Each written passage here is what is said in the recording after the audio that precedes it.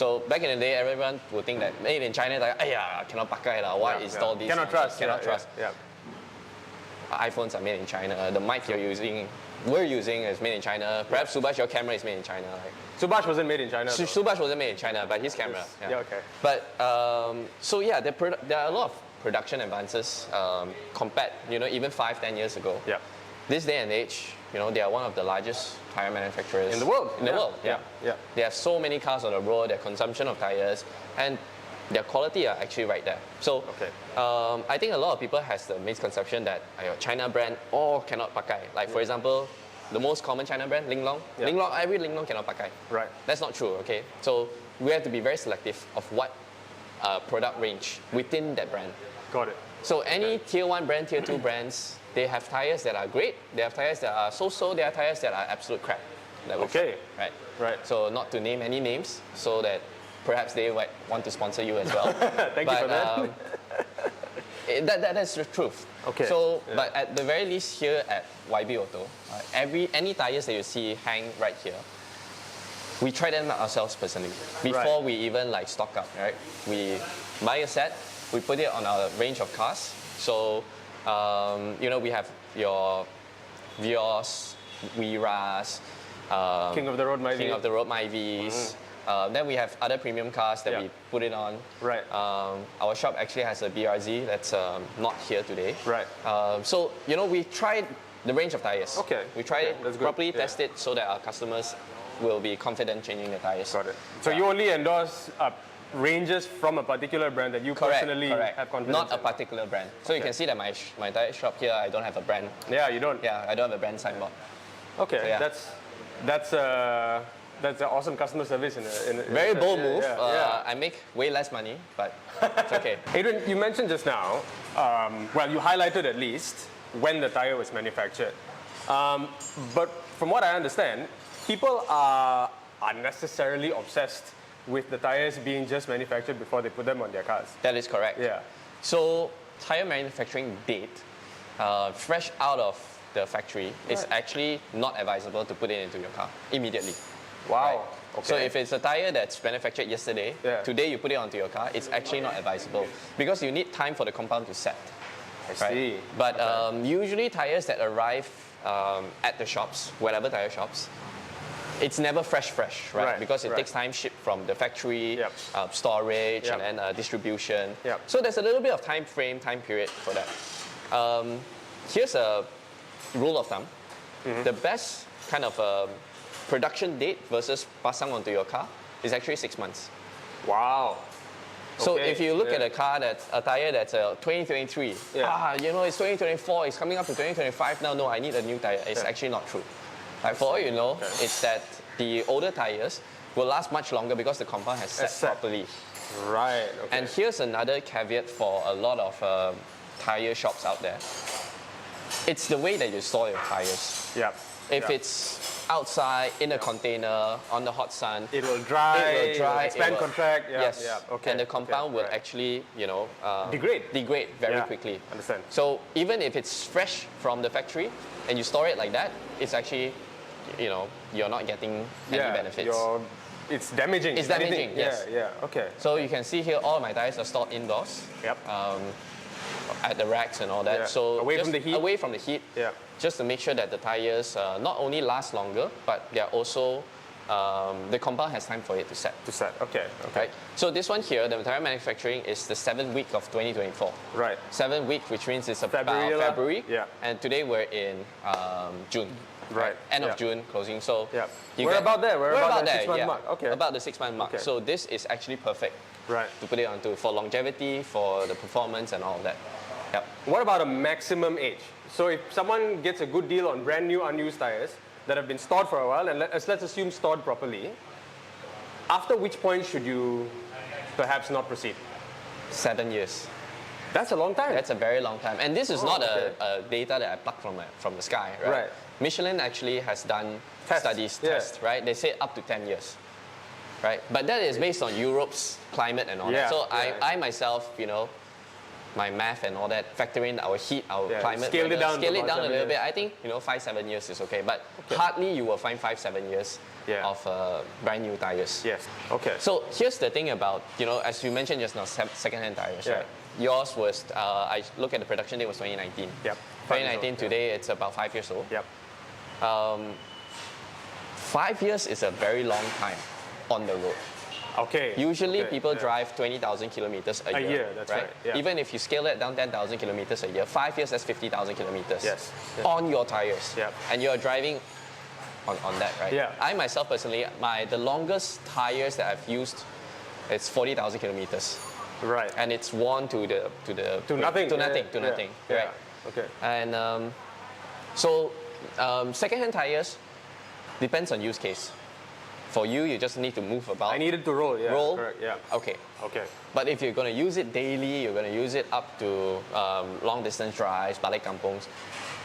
Completely not advisable. Okay. Yeah, because you don't know how the previous owner drove his car. Correct. Right? Just by looking at the tires, you don't know whether has it been sitting there for a very long time. Yep.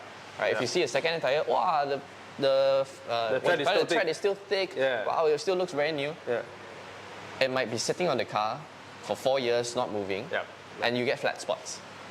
Okay, which is the problem I was trying to avoid in the first place, right? Yes, exactly.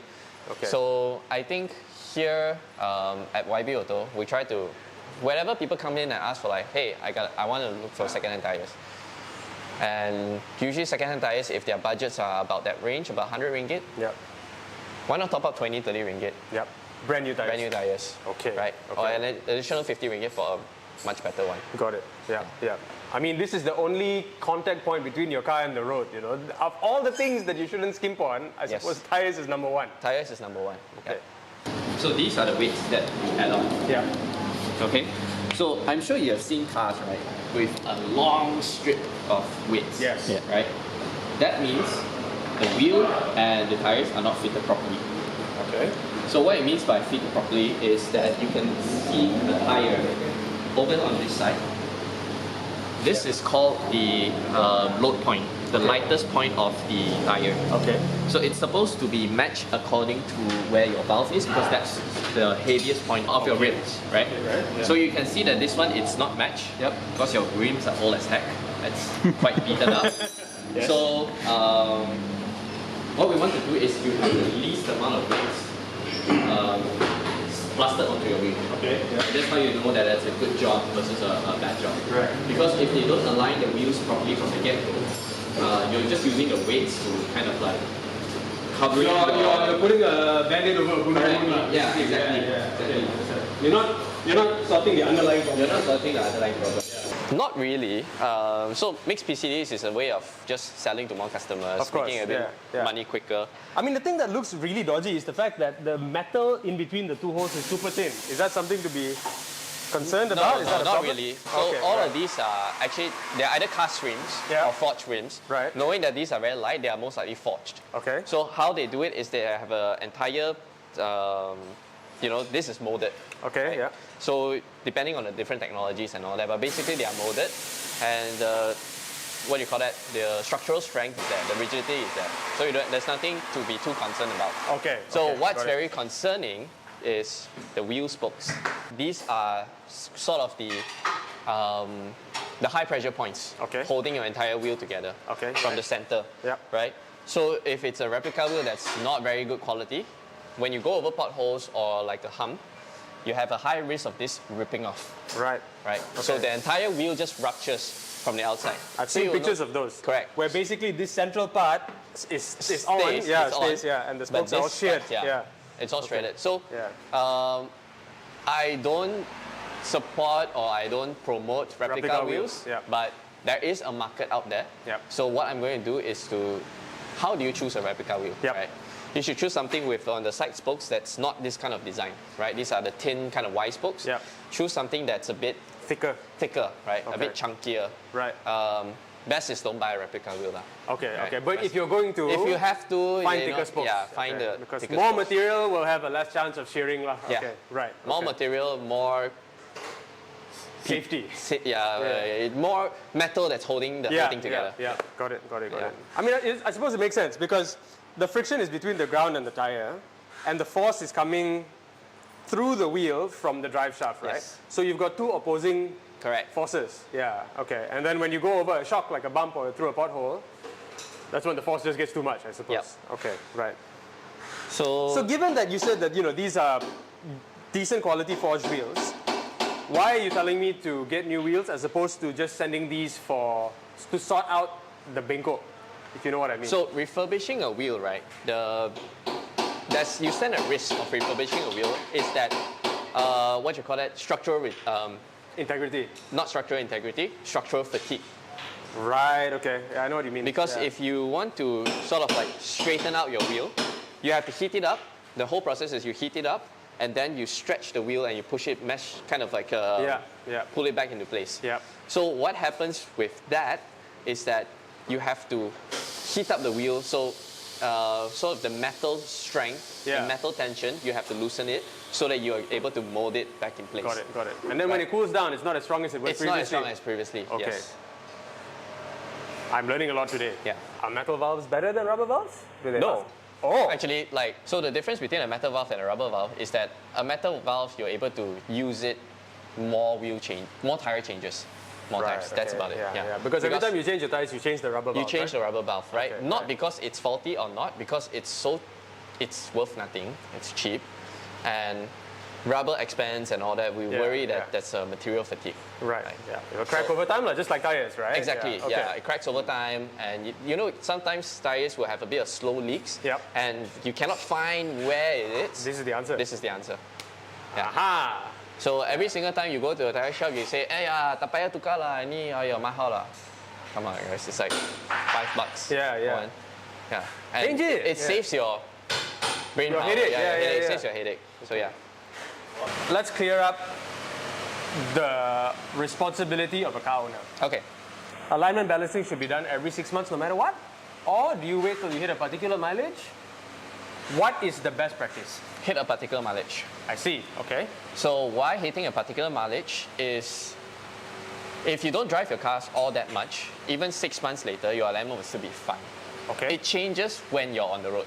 Okay, true. Hitting potholes, going over bumps, so on and so forth. So the best practice is 10,000 kilometers. Okay. Depending on your personal kind of drive and driving style and all that. So every single time when you come for an alignment, you do balancing, you do a tire rotation. This will help to prolong your tires. If you want to use your tires, up to 40,000, 50,000 kilometers, which I would say pretty extensive already. Yeah. Right? But modern tires can handle that, right? Modern tires can handle that. Yeah. It's just how you take care of it. Right. Some people have never done an alignment or balancing in their entire tires life. Yep. And they was like, hey, why my front tires are more worn out than the rear? Yep. Why one side is more worn than the other side? All this boils down to your alignment, balancing, and weather rotation. Okay. And also checking your tire pressures. Right. Yeah. So I think that's something that a lot of people don't do, is to check their tire pressures. You're right. Yeah. It's something you should be doing every 2 weeks at the very least. Every 2 weeks at the very least. Right. Okay. So how I do it, it's whenever I go to pump petrol, I'll go. After I'm filling up, I go and fill my tires, check my tires. Right. I've pumped petrol probably like once every 1.5 weeks, thereabouts. Okay. Yeah. So you budget in that air for your tires at the same time? Okay. I mean, it takes no time at all. Right. And here's a tip for a lot of people trying to check their tire pressures. I see that there are drivers who drive their cars long distance, to a different state, and once they arrive, immediately they pump the tire pressures. The tire's hot, you shouldn't do that. The tires are hot, you shouldn't do it. You should do it when your tires are cold. Correct. Yeah. Because when the tires are hot, the air expands and you're not getting an accurate reading on the pressure. Okay. And it's not... I know some stuff. Very, very good. Okay, but I have a question. So I agree with you, and I do that as well. I fill petrol, I fill air in the tires. And I do this at the start of the journey because the tires are cool, right? Leave the house, straight to the Petronas in front. Hashtag settle is the best. And the winning formula, I use Petronas as well. Oh, so, see?